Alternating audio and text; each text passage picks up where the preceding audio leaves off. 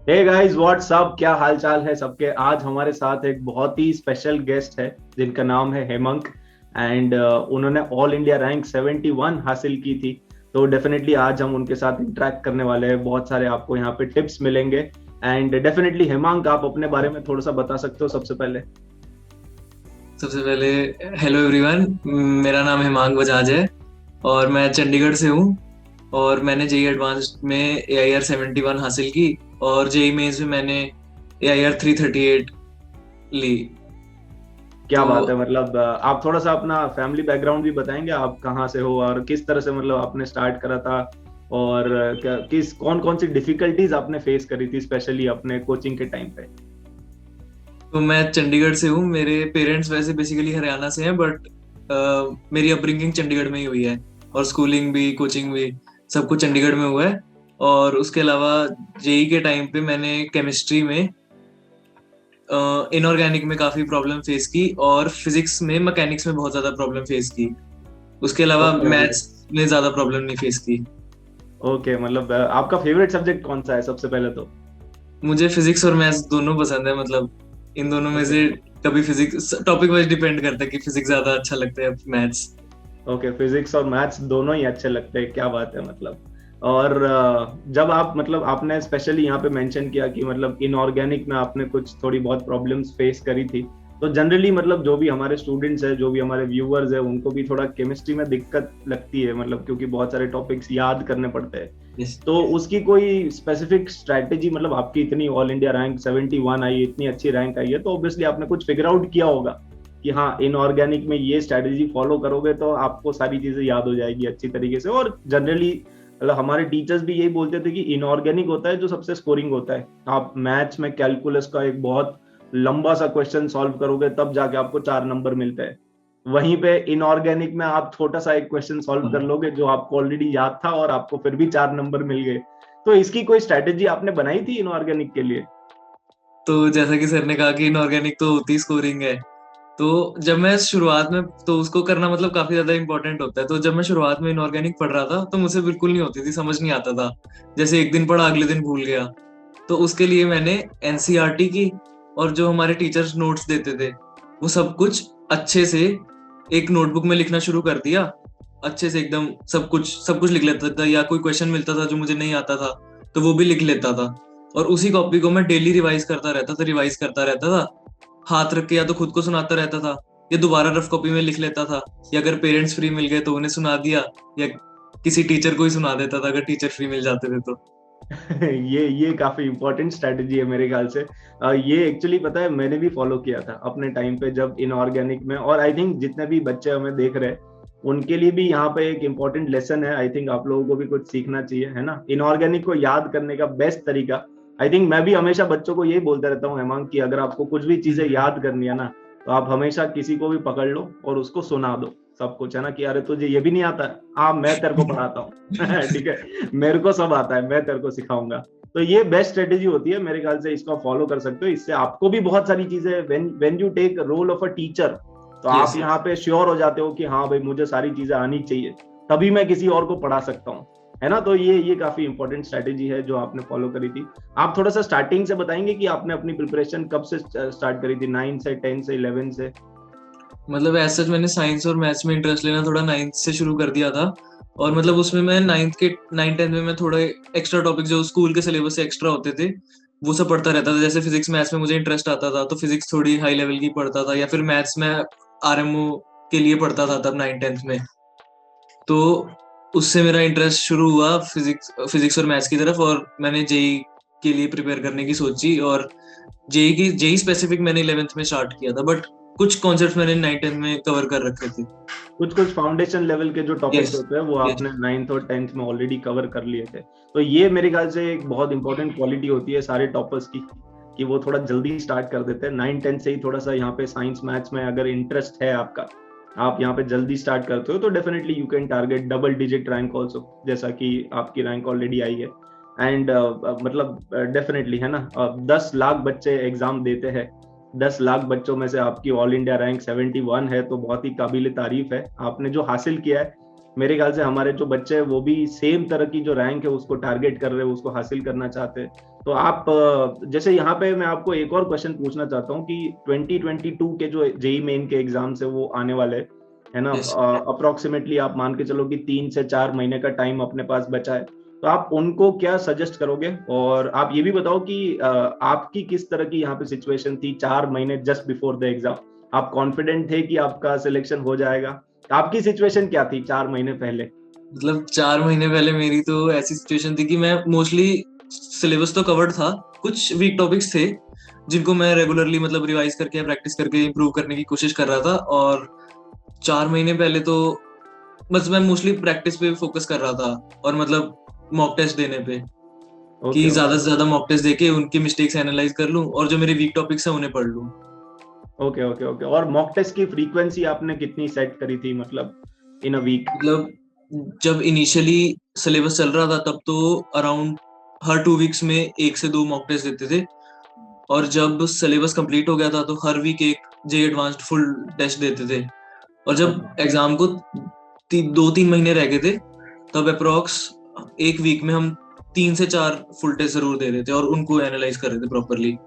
Okay, मतलब revision के time पे मिनिमम हाँ, 3 से 4 मॉक टेस्ट तो आपने करे ही मॉक करे। टेस्ट मतलब सबसे ज्यादा इंपॉर्टेंट मॉक टेस्ट ही होते हैं, क्योंकि वही बताते हैं कि गलती कहाँ कर रहे हैं, कैसे टाइम मैनेज करना है या किस टाइप की मिस्टेक्स हो रही हैं। आप यहाँ पे ना एक एक बच्चों का बहुत ही कॉमन सा क्वेश्चन आता है, जो मतलब काफी सारे टीचर्स भी उससे परेशान रहते हैं कि सर हम यहाँ पे बोर्ड एग्जाम और जेई को कैसे पैरेलली मैनेज करें, क्योंकि बोर्ड एग्जाम भी देने हैं, जेई की भी प्रिपरेशन करनी है और उसमें भी जेई मेन की भी करनी है, जेई एडवांस की भी करनी है। तो आपने इसको किस तरह से मैनेज किया था?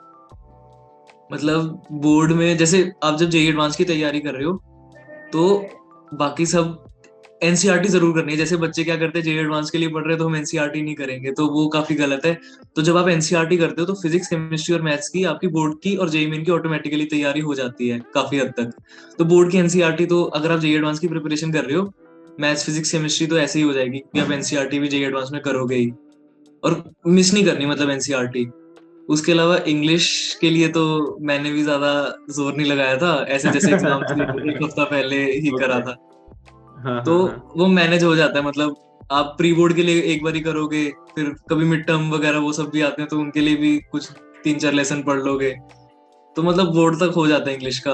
और ओके, मतलब लास्ट फिजिकल लास्ट में वो एजुकेशन। मैनेज हो जाता है, कुछ ना कुछ करके मैनेज हो जाता है, बट यस। इम्पोर्टेंट वही होता है कि आप अपनी जो जेई की प्रिपरेशन है उस पे कॉम्प्रोमाइज ना करो। आपकी जेई हाँ, की मतलब प्रिपरेशन बोर्ड के चलती लिए रहनी एक चाहिए। महीना दे दोगे तो वो भी, एक महीना भी क्या 20 दिन दे दोगे तो वो भी I think more than sufficient होते हैं।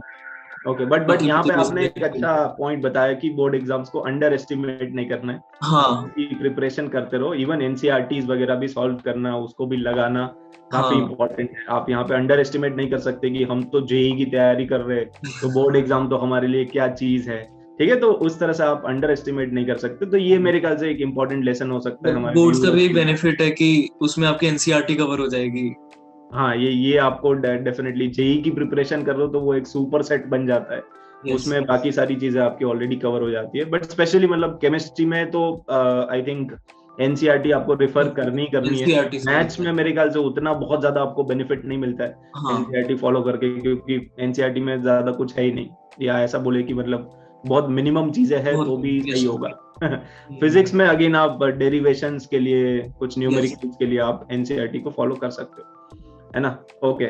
एक और चीज बताओ, आपने एनसीईआरटी तो चलो मतलब बोर्ड एग्जाम के लिए फॉलो करी थी, बट अगेन मतलब काफी सारे बच्चे इसमें भी इंटरेस्टेड होंगे कि आपने एनसीईआरटी के अलावा कौन कौन सी स्टैंडर्ड बुक्स है जो फॉलो करी थी। मतलब आपने 11 से मान लेते कि आपने अपनी फुल फ्लेज जेई की तैयारी स्टार्ट कर दी, तो 11th और 12th में जब आप पहली पहली बार चैप्टर्स पढ़ रहे थे तो आपने कहाँ से क्वेश्चन सॉल्व करे थे? तो सब्जेक्ट वाइज बताऊं तो फिजिक्स के लिए, थ्योरी के लिए मैंने एच सी वर्मा और फिजिक्स गैलेक्सी फॉलो की थी, जो कि मैं रिवीजन से पहले सॉल्व करा था। और जो सर शीट्स देते थे हमारे, वो ये 3 चीजें मैंने मोस्टली की थी फिजिक्स के लिए।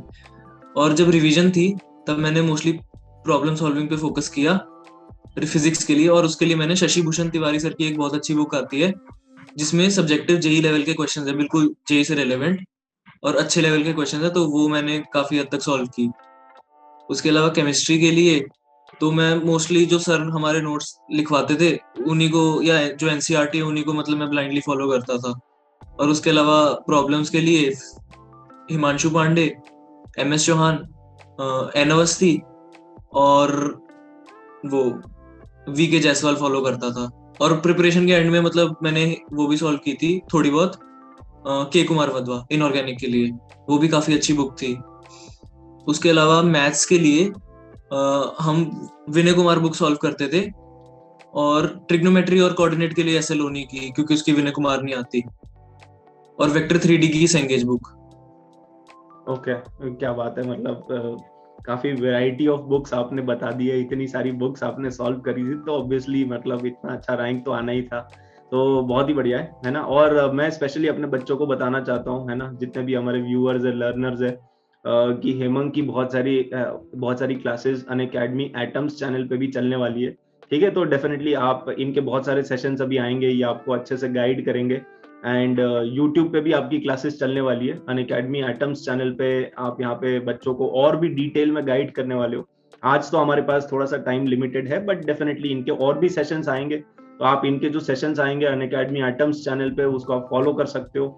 एंड काफी अच्छे से ये आपको गाइड करेंगे। ऑलरेडी इन्होंने एक बहुत अच्छी ऑल इंडिया रैंक हासिल करी है, तो अगर आप भी यहाँ पे single digit double digit rank target कर रहे हो, तो डेफिनेटली आप इनसे कुछ ना कुछ सीख सकते हो। काफी डिटेल्ड सेशंस बनाने वाले, तो डेफिनेटली आप अनअकैडमी आइटम्स को सब्सक्राइब कर लेना। और इनके बहुत सारे सेशंस आने वाले हैं जिसमें ये आपको टिप्स देंगे, बहुत सारी स्ट्रैटेजीज बताएंगे, एग्जैक्टली आपको टाइम किस तरह से मैनेज करना है, ये सारी चीजें आपको ये बहुत अच्छे से गाइड करने वाले हैं। तो हेमंत, आप अपना थोड़ा टाइम टेबल बताओ कि आप किस तरह से सेशंस वगैरह प्लान कर रहे हो, किस टाइप के सेशंस आप अनअकैडमी आइटम्स चैनल पे लेने वाले हो। तो सबसे पहले तो मतलब जो यूट्यूब पे सेशंस आने वाले हैं उनके लिए मैं मोस्टली जेई रेलेवेंट चीजें बताऊंगा, कि जेई के लिए क्या टिप्स एंड ट्रिक्स हैं, या फिर क्या स्टडी शेड्यूल फॉलो होना चाहिए, या एक्सेट्रा एक्सेट्रा, मतलब क्या सब्जेक्ट वाइज स्ट्रेटेजी होनी चाहिए। मोस्टली जेई की प्रिपरेशन रिलेटेड स्ट्रेटेजीज के ऊपर वीडियोस आएंगी। और अगर कोई बच्चा मतलब कुछ ऐसा टॉपिक जानना चाहता है, तो कि मतलब जो उसके फेवर में हो, मतलब इंटरेस्ट में हो, तो वो डेफिनेटली कमेंट करके बता सकते हैं, मैं उस पर भी कोशिश करूंगा वीडियो लाने की। ओके, हाँ हाँ, ये बेटर है ना। हम लोग तो यस। यहाँ पे बहुत सारे सेशंस करते ही रहते हैं, हम लोग तो बच्चों को गाइड करते ही रहते हैं, बट कमिंग फ्रॉम यू एक बच्चों को बहुत मोटिवेशन मिलेगा। एंड आप यहाँ पे अगर हमारे बच्चों को गाइड करोगे तो उनको भी एक स्ट्रैटेजी बनाते आएगा, उनको भी पता चलेगा कि हाँ यार, जो टॉपर्स होते हैं वो किस तरह से यहाँ पे सोचते हैं और उनका नजरिया क्या है। तो डेफिनेटली आपका जो पॉइंट ऑफ व्यू है वो आप यहाँ पे सेशंस में कन्वे करने की कोशिश करना, आपने किस तरह से अपनी प्रिपरेशन करी थी, किस तरह से आपने कौन कौन सी डिफिकल्टीज फेस करी थी, और रिसेंटली आपने जेई की प्रिपरेशन करी है, तो आपको एक बहुत अच्छा आइडिया है कि भाई एक जेई एस्पिरेंट अपनी लाइफ में क्या क्या डिफिकल्टीज फेस कर सकता है। बहुत सारी छोटी छोटी चीजें भी होती है जो कभी कभी परेशान कर देती है, जैसे टेस्ट में मार्क्स नहीं आ रहे सर, है ना। तो आपके साथ भी ऐसा होता था क्या कि मतलब प्रिपरेशन कर रहे, सब कुछ कर रहे, बट अल्टीमेटली ना ये टेस्ट में मार्क्स नहीं आते, बहुत तो होता इसको था। कैसे हैंडल करे, इसको कैसे हैंडल किया आपने। तो जब मैं शुरुआत में तो थोड़ा वरीड रहता था कि जैसे कभी, जैसे मतलब 11th या 12th की बात करूं, जब सिलेबस कंप्लीट नहीं हुआ था, जब क्लासेस चल रही थी, तो कभी ऐसे अच्छे से प्रिपरेशन करके टेस्ट दिया और मार्क्स ना आए तो काफी डिमोटिवेटेड सा फील करता था। पर फिर वही है कि अब ये फाइनल टेस्ट नहीं है, यही सोच के फिर अच्छे से ओके, उसी मतलब को ऐसा ऐसा एनालाइज कोई करके। पॉइंट आया था जब आपने मतलब सोचा कि यार बहुत हो गया, अब ना ये मतलब टेस्ट में तो मार्क्स आ ही नहीं रहे, ये जेई प्रिपरेशन छोड़ते हैं, ऐसा कोई मतलब क्विट वाला मोमेंट आया था क्या। मतलब ऐसा जनरली क्विट मैं वाला जितने भी मतलब, टॉपर से बात करता हूँ ना, तो यही कहते हैं कि हाँ मतलब ऐसा एक पॉइंट आ गया था जब हमने सोचा था कि नहीं यार अब तो हो ही नहीं पा रहा है, और फिर वहां से हमने बाउंस बैक किया, और बाउंस बैक करने के बाद फिर एकदम डबल डिजिट सिंगल डिजिट, वो जो फ्रस्ट्रेशन होता है ना कि नहीं मतलब मुझे करके दिखाना है, वो जो फ्रस्ट्रेशन है उसी को आप पॉजिटिव एनर्जी में कन्वर्ट करके, तो आपके लिए ऐसा कोई बाउंस बैक मोमेंट आया था क्या। हाँ मतलब जब 11th में था, तो 11th के मतलब अराउंड नवंबर दिसंबर था, तो मुझे मतलब ऐसा था कि फिजिक्स तो समझ ही नहीं आ रही थी, और फिजिक्स में पढ़ भी रहा था और बहुत कम मार्क्स आते थे। जैसे मैं बताऊं, एक बारी मैंने बिना पढ़े टेस्ट, मतलब वो क्लास का नोट्स वगैरह पढ़ के चला गया, तो मेरे 120 में से आई थिंक 67 या 65 ऐसे कुछ मार्क्स आए थे। उसके बाद मैं सब कुछ पढ़ के गया, मैंने यूरोडोक भी लगा ली, सारी बुक्स भी सॉल्व कर ली, उसके बाद पता नहीं मेरे 40 मार्क्स आए 120 में से। और ऐसे ही फिर 2-3 टेस्ट और लगातार खराब गए फिजिक्स के, तो मैं काफी ज्यादा डिमोटिवेटेड हो गया था और फिजिक्स पे मतलब मुझे थोड़ा डर लगने लग गया था। बट फिर मैंने बट अच्छे से बट अगर आप बट मतलब अगर आप फ्लैशबैक में जाके देखोगे तो ये जो टेस्ट में जो आपके मार्क्स नहीं आए, शायद उसकी वजह से ही आज आपकी हाँ, इतनी मतलब ऑल इंडिया रैंक बहुत अच्छी आई है। तो मतलब ये जरूरी होता है एक जेई तभी पता लगा एस्पिरेंट ना की कि लाइफ फिजिक्स में। वीक कभी है कभी और अगर खराब दिन हाँ, आते हैं ना, तो यस, ये खराब दिन का आना भी मतलब बहुत जरूरी है। कभी आपके मार्क्स कम आएंगे, तभी आपको अंदर से वो एग्रेशन आएगा कि नहीं यस। अब तो मतलब करके दिखाना है ना, अब तो आर या पार, अब एकदम मैदान फतेह करना है। तो वो फीलिंग आनी चाहिए। वो जब तक वो फीलिंग नहीं आती है, मेरे ख्याल से कुछ ना कुछ आप गलत कर रहे हो, है ना। अगर आप सेटिस्फाइड हो कि भाई हाँ मेरी तो ऑलरेडी प्रिपरेशन अच्छी चल रही है, आप मॉक टेस्ट भी नहीं दे रहे हो, अपने आप को मतलब दूसरों के साथ कंपेयर भी नहीं करो, तो थोड़ा बहुत तो यहाँ पे पता आप कैसे चलेगा, हाँ, कंपेयर करना चाहिए। कितना बहुत टाइम। ज्यादा भी कंपेयर नहीं करना चाहिए, यस, बट हाँ यस। थोड़ा अपने को आइडिया तो होना चाहिए कि भाई हाँ रियल सिचुएशंस में हम किस तरह से परफॉर्म कर रहे हैं। तो वो काफी जरूरी होता है। और एक चीज आप और बताओ, यहाँ पे आपने अपना जो सिलेबस है 11th 12th में, आपने ऑलरेडी 11 से आपने प्रिपरेशन चालू कर दी थी। आपने 11th और 12th, और फिर आपने अपना जो सिलेबस है वो कब तक कंप्लीट कर दिया था? लेट्स से फॉर हाँ, एग्जांपल जेई मेन से कितने महीने पहले आपने जेई मेन से अप्रोक्सीमेटली कंप्लीट कर दिया था? अप्रोक्सीमेटली 4 मंथ्स पहले, मतलब 3.5 अप्रोक्सीमेटली मंथ्स 4 महीने पहले। पहले। Okay, yes. मतलब मिनिमम 4 महीने पहले तो सिलेबस हाँ, कंप्लीट हो जाना चाहिए, so that we can focus on revision. Revision के टाइम पे भी आपने प्रीवियस ईयर क्वेश्चंस वगैरह लगाए थे, या किस तरह से आपने अपना रिवीजन प्लान किया था? हाँ, रिवीजन में मैं प्रीवियस ईयर तो हर एक सब्जेक्ट के करता ही था सॉल्व अच्छे से। ओके। मतलब जो रीसेंट ईयर्स के पेपर थे 2011 नहीं 2007 टू 2019 तक के, वो हमने मतलब एकदम फुल मॉक टेस्ट की तरह दिए थे, उसके क्वेश्चंस नहीं किए थे पहले। उसके जो क्वेश्चंस थे वो मॉक टेस्ट की तरह दिए थे, ताकि हमें मतलब जेई के लेवल के अच्छे खासे 10-15 टेस्ट मिल जाएं, ताकि हम ओके। उन्हीं में अपना मार्क्स एनालाइज करके और रिवीजन के मिस्टेक्स देख टाइम पे सकें। एक बात और बताओ, आप रिवीजन के टाइम पे भी मतलब प्रीवियस ईयर क्वेश्चन के अलावा बहुत सारे जो बुक्स होते हैं उसको फॉलो करना चाहिए, कि मतलब मोस्टली फोकस करना चाहिए प्रीवियस ईयर क्वेश्चंस पे और जो भी आपके वीक टॉपिक्स है उस पे? प्रीवियस ईयर क्वेश्चंस तो इंपॉर्टेंट ही हैं और वीक टॉपिक्स करना भी इंपॉर्टेंट है, बट जो आपके स्ट्रॉन्ग टॉपिक्स हैं उनकी भी प्रैक्टिस थोड़ी बहुत करते रहना चाहिए। जैसे उसके लिए एडिशनल बुक्स से करना चाहिए, मतलब मैं तो करता था, फिजिक्स के लिए करता था मैं, मैथ्स के लिए तो मैं जो पुरानी बुक थी ना वही दोबारा मैं सॉल्व करता रहता था, और जो सर के नोट्स थे या शीट्स थी वही दोबारा सॉल्व करता रहता था, क्योंकि मैथ्स के फिर स्टैंडर्ड क्वेश्चंस एकदम अच्छे से रिवाइज हो जाते थे। और ओके। केमिस्ट्री की तो नोट्स ही पढ़ता रहता और था। एक चीज और बताओ यहाँ पे, क्योंकि बहुत सारे बच्चे हमें ऑलरेडी देख रहे हैं, एंड उनको शायद ये भी जानने में इंटरेस्ट होगा कि जब आप पेपर अटेम्प्ट करते थे, है ना, तो उस टाइम पे आपकी स्ट्रेटेजी क्या होती थी? मतलब यहाँ पे दो फैक्टर होते हैं जो बहुत इंपॉर्टेंट होते हैं। एक तो आपकी स्पीड, कि आपको जल्दी जल्दी सब कुछ करना है, और दूसरा कि आप क्वेश्चन को करेक्ट भी कर रहे हो, तो आपकी यस, एक्यूरेसी भी यस। बहुत यहाँ पे पिक्चर में आती है, और वो भी काफी इंपॉर्टेंट है। तो आपने ये दोनों चीजों पे आपने कैसे प्रैक्टिस किया था? स्पीड आपने कैसे अपनी इंक्रीज करी, और अल्टीमेटली ये जो एक्यूरेसी का गेम है उसको आप कैसे कंट्रोल? कभी कभी क्या होता है ना, हम लालच में आ जाते हैं कि हाँ, मुझे ज्यादा क्वेश्चंस करने हैं, तो इसको कैसे कंट्रोल करें? तो ये तो जैसे स्पीड तो विद टाइम इंक्रीज होती ही जाती है, जैसे जैसे आप प्रैक्टिस करते जाओगे स्पीड तो आपकी ऑटोमेटिकली इंक्रीज होती जाएगी, एंड तक तो ठीक हो जाती है और रही बात, सबसे ज्यादा इंपॉर्टेंट होती है एक्यूरेसी। तो एक्यूरेसी मेरी 11th में तो बहुत कम थी शुरुआत में, बट वो धीरे धीरे मतलब जब जैसे जैसे टेस्ट देते गए और उनको एनालाइज की अपनी क्या मिस्टेक्स हो रही हैं, वो धीरे धीरे इंक्रीज हो गई। मतलब जेई के टाइम पे ऐसा नहीं है कि जेई के टाइम पे भी ऑलमोस्ट 100% एक्यूरेसी थी, बट अराउंड अगर आप 90-95% भी एक्यूरेसी कर लेते हो तो वो भी काफी अच्छा रहता है, मतलब जेई जैसे एग्जाम के लिए तो ओके। एक्यूरेसी और भी विद टाइम इम्प्रूव हो जाती है, टेस्ट जितने ज्यादा दोगे उतनी ज्यादा एक्यूरेसी होगी।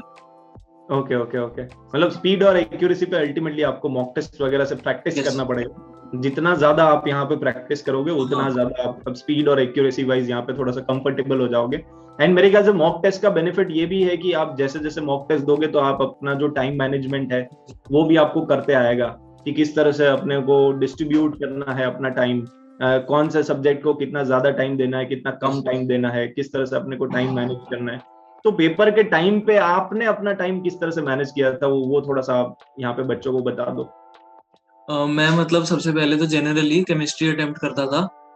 उस पे ओके। मैं अराउंड मतलब ऐसे था कि शुरुआत में जो इनऑर्गेनिक ऑर्गेनिक के क्वेश्चंस दिख जाते थे वो अराउंड में 15-20 मिनट्स में कर लेता था कंप्लीट, क्योंकि उनमें ज्यादा टाइम नहीं लगता है। और जो बचते थे फिजिकल केमिस्ट्री के क्वेश्चंस उनमें से भी कुछ इजी होते हैं और कुछ कैलकुलेशन वाले होते हैं, तो वो मैं नेक्स्ट 20-25 मिनट्स में कर लेता था। तो अराउंड 40 मिनट्स में मैं केमिस्ट्री कंप्लीट करने की कोशिश करता था। और उसके बाद मैं मैथ्स पे चला जाता था। मैथ्स मतलब अराउंड 50-60% सॉल्व करके मैं फिजिक्स के इजी क्वेश्चंस कर लेता था फिर। और उसके बाद मैथ्स कंप्लीट कर ली और फिर फिजिक्स कंप्लीट कर ली। ओके, क्या मतलब बहुत ही बढ़िया है ना। एक चीज और बताओ, यहाँ पे मतलब आपका जेई एडवांस का जो एग्जाम है वो हो गया, और फाइनली जब आपका रिजल्ट आया था, है ना, वो दिन काफी स्पेशल होता है। यस तो जब यस। फाइनली मतलब आपने जेई एडवांस का रिजल्ट देखा फॉर द फर्स्ट टाइम, आपने पेरेंट्स को भी बताया कि मतलब मम्मी पापा मेरी ऑल इंडिया रैंक 71 आ गई है, तो वो फीलिंग आप मतलब वैसे तो ये डिस्क्राइब करना थोड़ा डिफिकल्ट है, बट फिर भी मतलब आप अपने एंड से बता सकते हो कि व्हाट वाज दैट फीलिंग, आपके पेरेंट्स को कैसा लगा, आपके टीचर्स को कैसा लगा जब आपने फाइनली उनको बताया कि मेरी ऑल इंडिया रैंक 71 आ गई है। तो ये काफी अनएक्सपेक्टेड था मेरे लिए। तो जैसे जब मैंने एग्जाम के बाद मार्क्स तो बनाए नहीं थे, तो मुझे नहीं पता था कि कितनी रैंक आने वाली है, कितने मार्क्स बन रहे हैं। तो बट शुरुआत से तो एक्सपेक्टेशन तो यही थी कि यार अंडर 200 तो आ जाऊंगा मैं, जिस जिस लेवल की मतलब प्रिपरेशन कर रहा था। तो उसके बाद जब मैंने रिजल्ट खोला तो एकदम वहां पे 71 दिखा, तो मैंने पेरेंट्स को भी बताया, तो उन्हें भी बहुत खुशी हुई। फिर फ्रेंड्स के रिश्तेदारों के सबके कॉल्स आ रहे थे और कॉन्ग्रेचुलेट कर रहे थे। तो मतलब काफी अच्छा लगा था।